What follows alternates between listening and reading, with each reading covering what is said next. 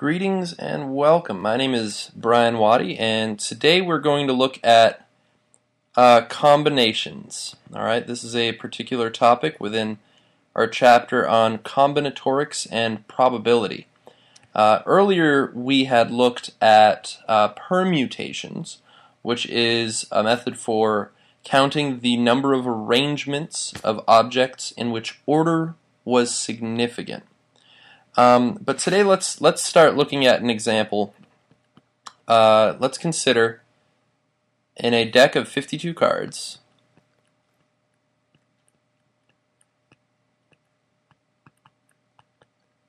if I'm drawing how many ways, let's see, how many ways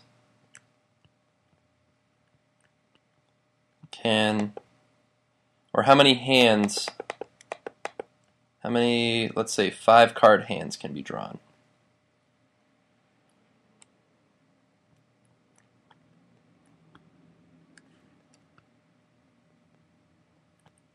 So I'm specifically asking about how many unique 5 card hands can be drawn.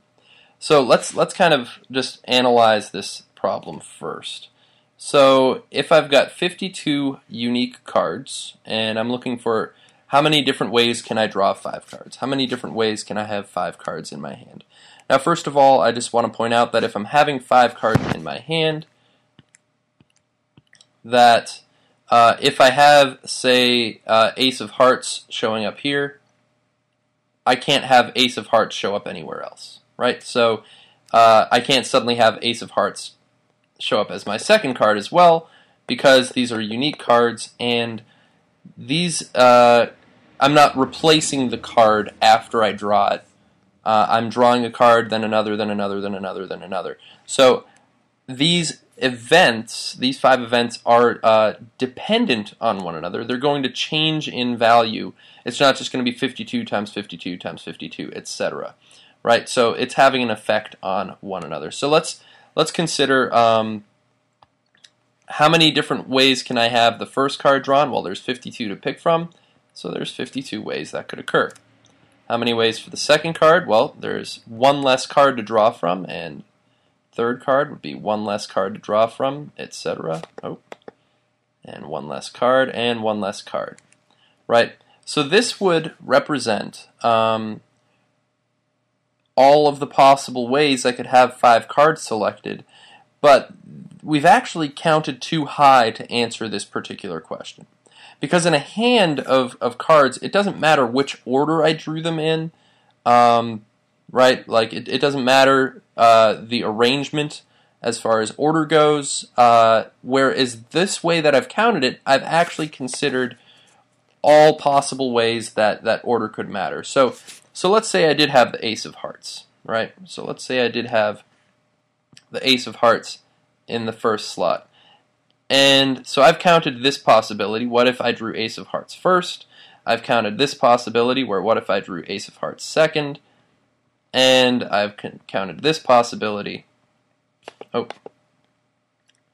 etc., where I've overcounted. I counted all of these as unique cases, but in terms of playing cards and having a hand of cards, we actually don't care what order we drew the Ace of Hearts in, right? So I kind of want to eliminate the duplicates here. So the question is, how many duplicates are there,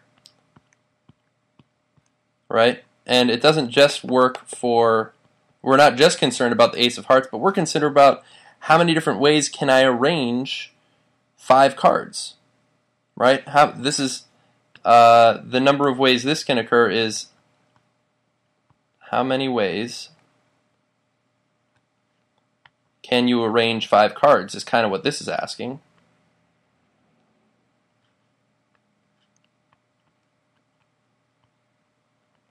So how many ways did we overcount this? So if I have 5 cards and I know I have 5 cards, right? So like this would be like the equivalent of, all right, I just took 5 cards off the top of the deck without even looking at them. And now I'm just trying to figure out how many different ways can I arrange it. Well, this could occur in, right, I could have 5 ways to pick the first card. That's actually So I could have 5 ways to pick the first card: 4, 3, 2, and 1. And so this calculation is the same as 5 factorial is the number of ways this could occur, right? So 5 factorial is the number of times too many that I've counted. I counted too many cases for my original answer. So I'd want to eliminate those from the possible outcomes. Now let's consider actually how I could rewrite this as well. So let's consider this, rewriting it. So this is kind of almost a factorial, but I've lost some, right? I'm not going all the way down to 1, right? So there is a way I can rewrite this. This was more of a permutation, and permutations. So this was kind of 52 factorial, where I eliminated some cases. All right, let's consider 52 factorial would have been. I'll use a different color. Would have been 52 times 51 times blah blah blah times 47 times blah blah blah times 1, right? That's 52 factorial. But I want to point out that I don't want all of those, so I've actually got fewer cases. As a matter of fact, I only wanted the first 5, right? 5 possible ones, so I've eliminated these cases, right? I've kind of eliminated 52 minus 5 factorial, right? 52 minus 5 factorial of those possibilities, which would be 52 minus 5 happens to be 47 factorial, right? So 47 times 46 times blah blah blah, all the way down to 1. And I just want to point out that if I was to simplify this, the 47s would cancel out, the 46s would cancel, the blah blah blah would cancel, and the 1s would cancel, and I'd be left with just what's left over, which is 52 times 51 times 50 times 49 times 48. Right? So this was in fact a permutation. This was kind of our definition formula for a permutation if order mattered, right? If it was like arrange 5 cards in the order that you drew them, that would have answered that question. And so when considering both of these, I'm looking at 52 factorial over 52 minus 5 factorial. And I also want to eliminate this additional 5 factorial. So what I could have done, what I'm actually considering doing is I want 52 factorial over 52 minus 5 factorial, and then I also want to divide by the additional 5 factorial, which is the additional number of ways I could have just arranged the 5 cards, since the order didn't matter to us. All right, and what this is called, this is the way our book writes it, is it's the combination of 52 choose 5. All right, that's how we write it. It's kind of like this multi-input function, so C for combination. Whereas earlier we had, if the order did matter, it would have been the permutation of 52 choose 5, which would have been 52 factorial over just the 52 minus 5 factorial, right?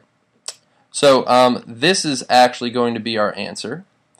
And, oh, unfortunately I don't have my calculator up and running. Let me see if I can get that open. But while I'm waiting for that, I'm going to write down the actual formula for the definition of combination, right? So the formula for calculating a combination, all right, in which order does not matter for combinations, okay, will be C n comma p is equal to n factorial over n minus p factorial.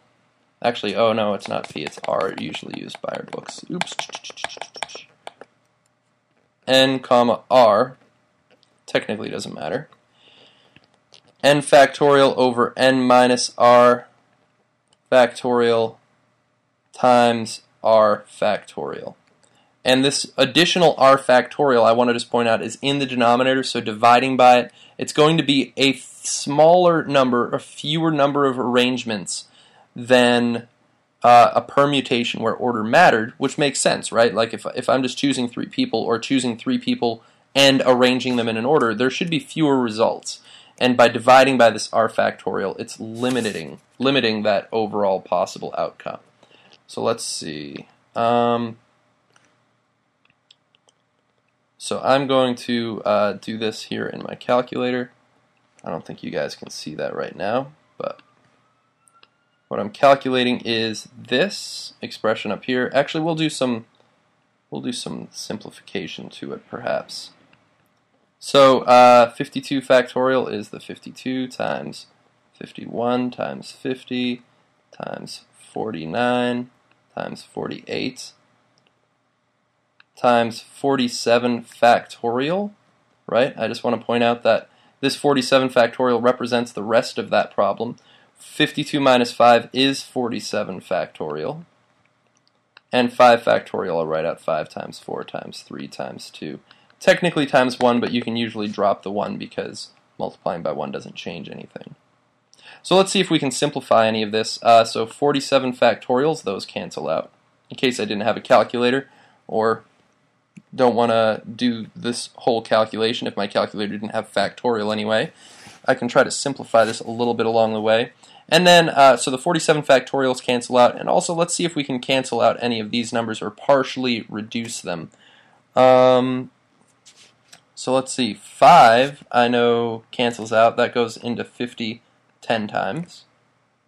4, let's see, well actually I could do 2, right?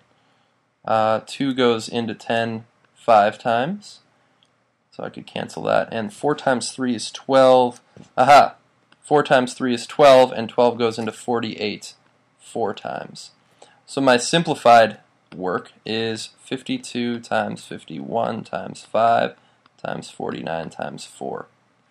Which, let me pull up my calculator.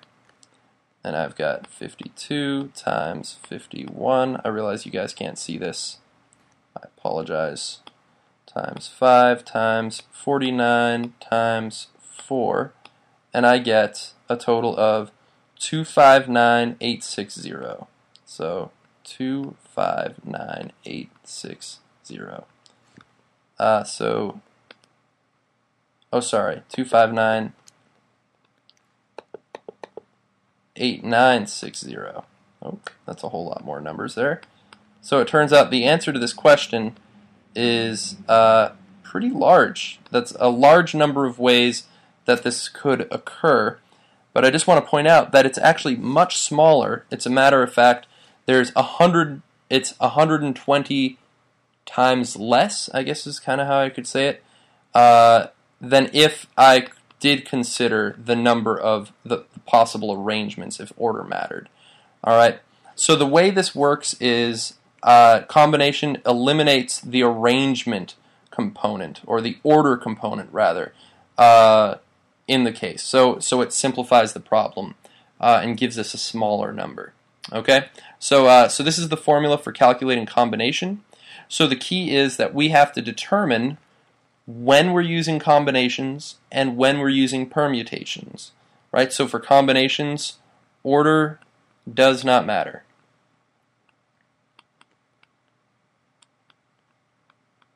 All right, and in permutation, order does matter, right? As far as ranking people or arrangements of digits in a phone number, right? The order matters. I can't just dial someone's phone number in any arrangement I want as long as I get the right numbers.